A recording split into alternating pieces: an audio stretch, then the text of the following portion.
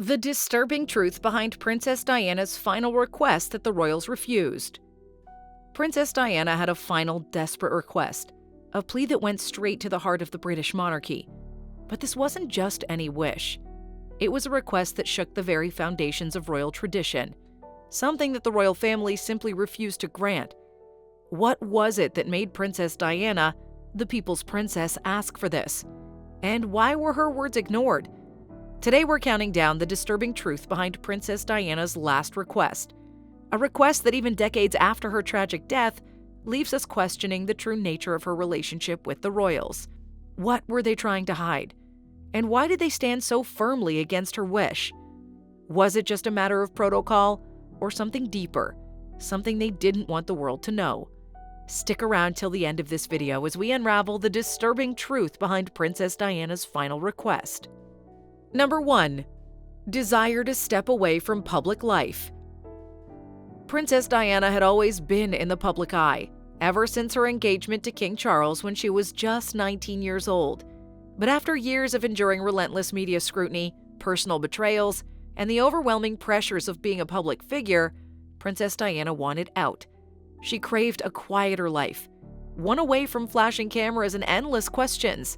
She'd reached a point where the glitz and glamour no longer mattered, and instead, all she wanted was peace. Unfortunately, the royal family was reluctant.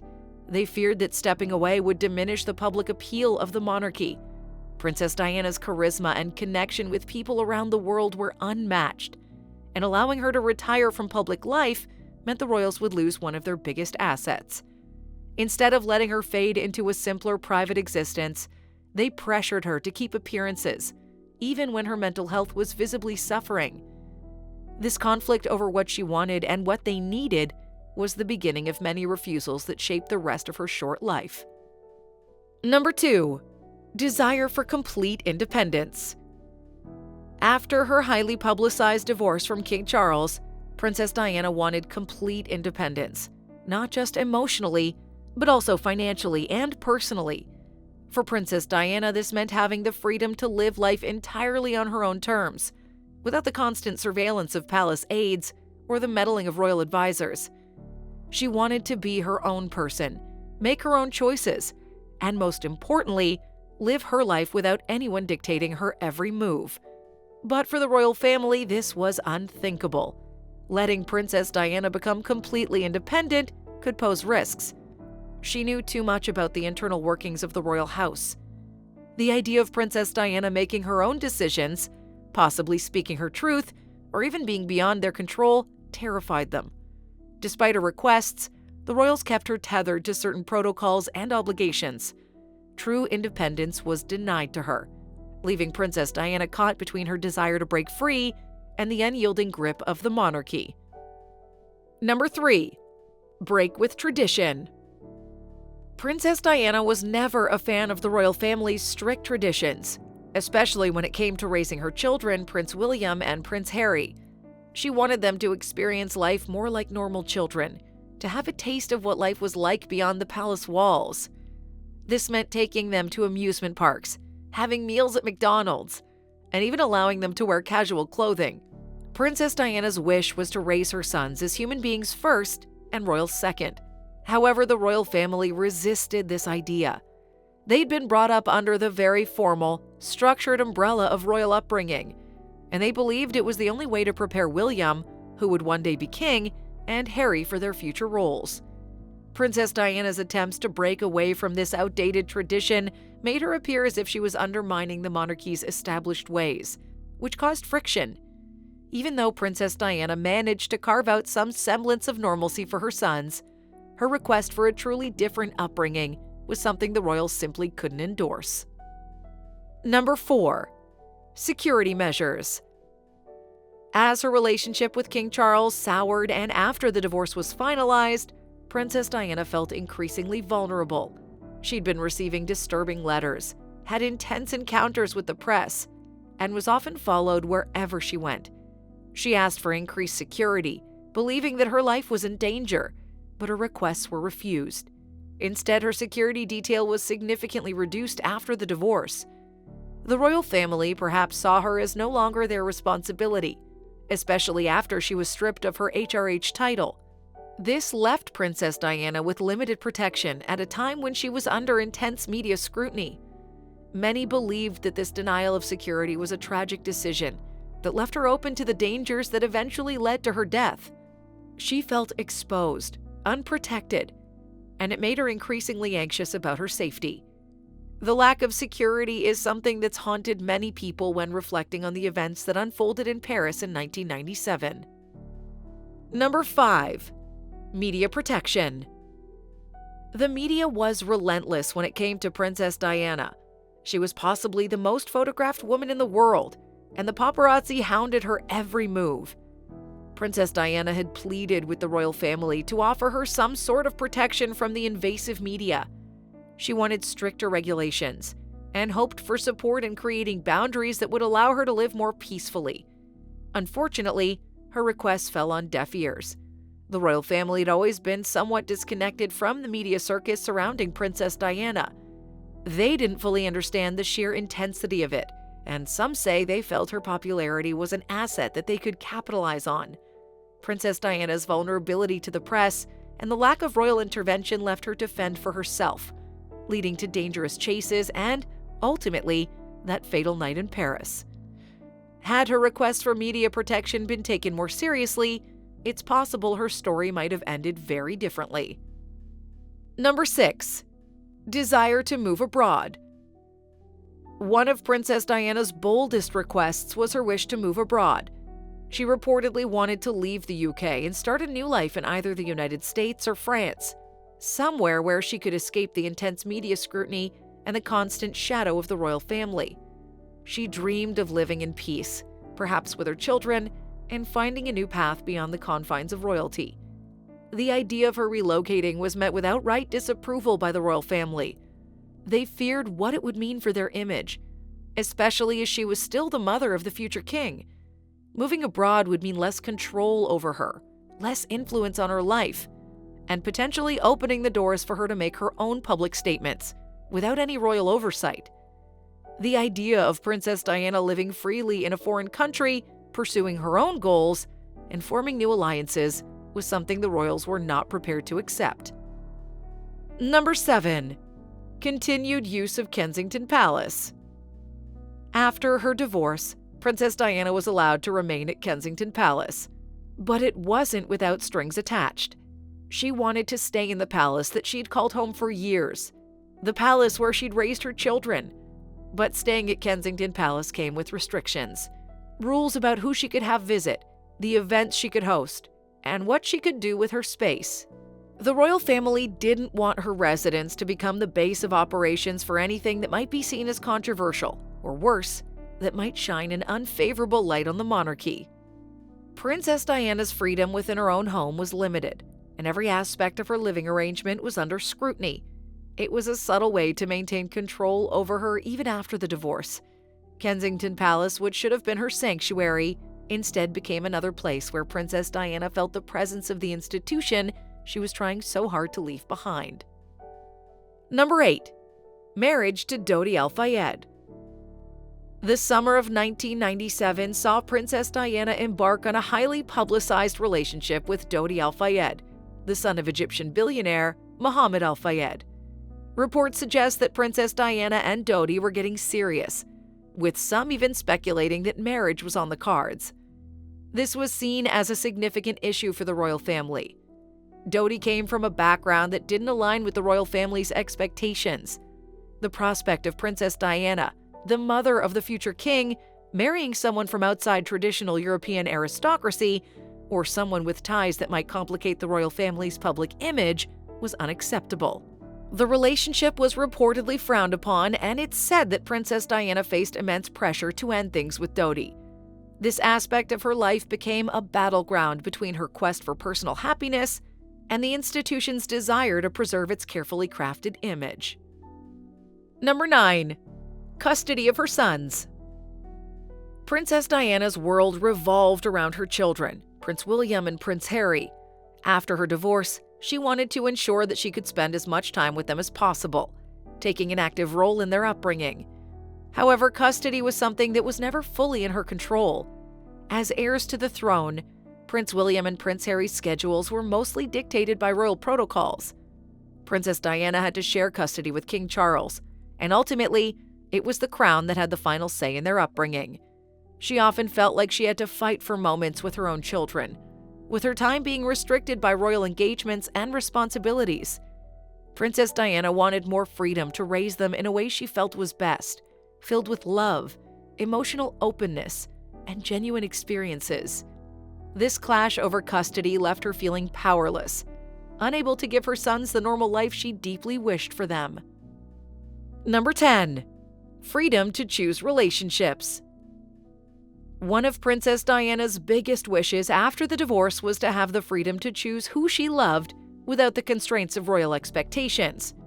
Whether it was Dr. Hasnat Khan, who she reportedly called the love of her life, or Dodi Al-Fayed, Princess Diana wanted to make her own choices about whom she let into her heart. The royal family, however, had different ideas. They were acutely aware of the public image of the monarchy, and every relationship Princess Diana had was scrutinized for how it might affect that image. It's said that Princess Diana's relationships were often the subject of palace discussions, with many in the royal circle expressing their disapproval or concern. This constant intrusion into her personal life made it difficult for Princess Diana to find lasting happiness. She wanted the simple right to love who she chose, but even that was monitored, judged, and at times outright opposed by those who were supposed to have once been her family. Number 11. Royal titles. One of the most significant blows to Princess Diana after her divorce from Charles was losing her title of Her Royal Highness. This title carried more than just prestige. It offered her certain privileges and protections, including elevated security and diplomatic status. Princess Diana wanted to retain this title, partly because it would symbolize her continued role within the royal family, and partly because it would offer her the protection she feared losing. However, the royal family insisted she give it up. The loss of her HRH title left Princess Diana in a vulnerable position, not just in terms of her security, but also in her standing with the institution. It was a stripping away of her identity, a formal acknowledgement that she was no longer truly part of the royal fold. To her sons, she would always be Mummy, but to the world, she was no longer a royal highness, which diminished the level of protection and respect she would receive. Number 12. Official support post-divorce. After her divorce, Princess Diana found herself in a precarious position. She requested continued official support from the royal family, not just financial, but also logistical and emotional support. She was navigating a world that she'd once been shielded from, and suddenly she was on her own. The royal family, however, was reluctant to provide the kind of support Princess Diana needed. She was given a financial settlement, but beyond that, she was largely left to fend for herself.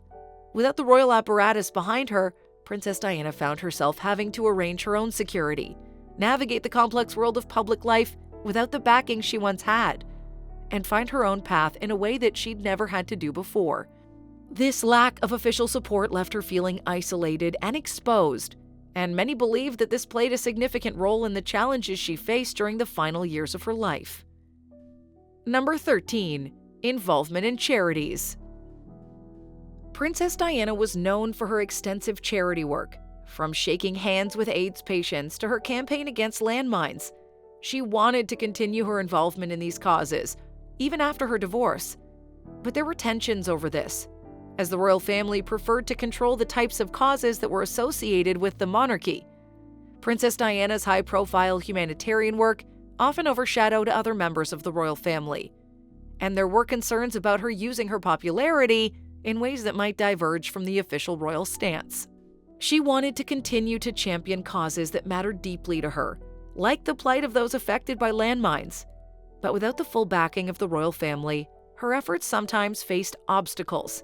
Despite this, Princess Diana's dedication to these causes never wavered, and her impact on charity work continues to be felt to this day. However, the lack of support from the royals made her work harder and highlighted the disconnect between Princess Diana's vision and the institutions. Number 14. Relationship with Mohammed Al-Fayed.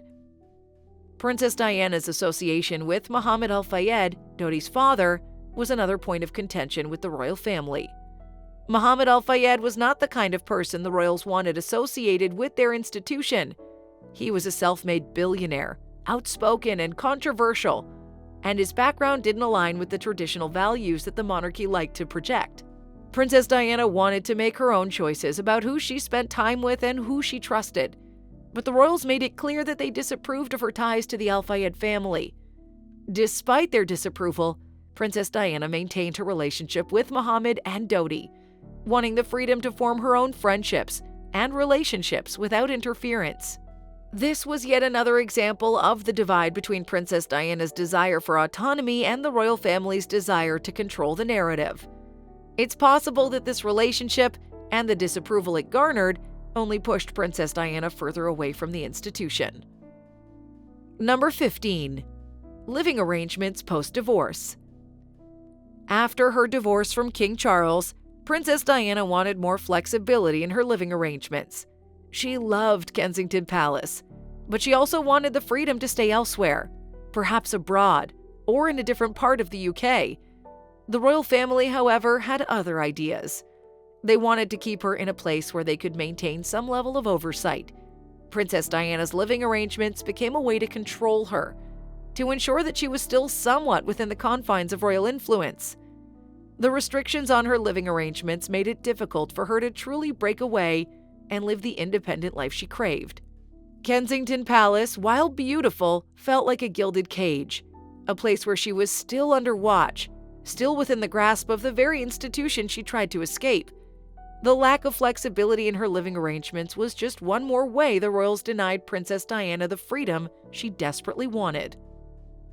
Number 16. Plans to retire from public life. There came a point when Princess Diana expressed her desire to completely retire from public life. She wanted to step back from the spotlight, from the constant scrutiny, and live a life of peace and quiet. She dreamed of a future where she could dedicate herself to her children and her own well-being without the constant pressures of public engagements. The royal family, however, was not supportive of this plan. They feared the backlash that might come from the public if Princess Diana simply disappeared from the scene. The royals also feared what she might do or say if she was truly left to her own devices. For the monarchy, Princess Diana was both an asset and a liability. Her popularity could elevate them, but her independence could also bring them down. Her request to retire from public life was seen as too risky, and so even after her divorce, Princess Diana remained in the public eye, attending events and making appearances even though it was the last thing she wanted. Number 17. Use of royal transport. After her divorce, Princess Diana was no longer entitled to the use of royal transport. She'd requested continued access, believing it would provide her with the security she desperately needed. Royal vehicles came with trusted drivers, security personnel, and an added layer of safety that could have protected her from the intrusive paparazzi. However, her request was refused.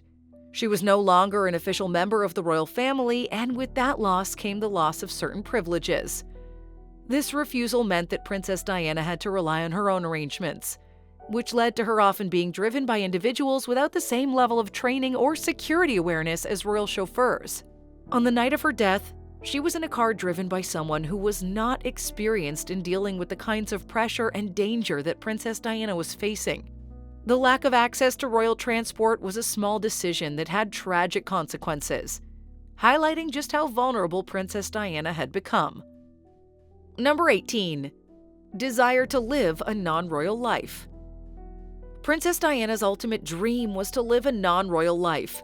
She wanted to be free from the obligations, the expectations, and the relentless scrutiny that came with being part of the royal family.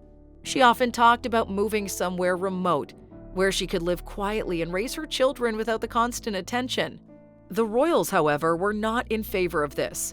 They believed that as the mother of the future king, Princess Diana had a role to play, a role that didn't allow for a life out of the public eye. The idea of Princess Diana stepping away and living a completely non-royal life was seen as a threat to the monarchy's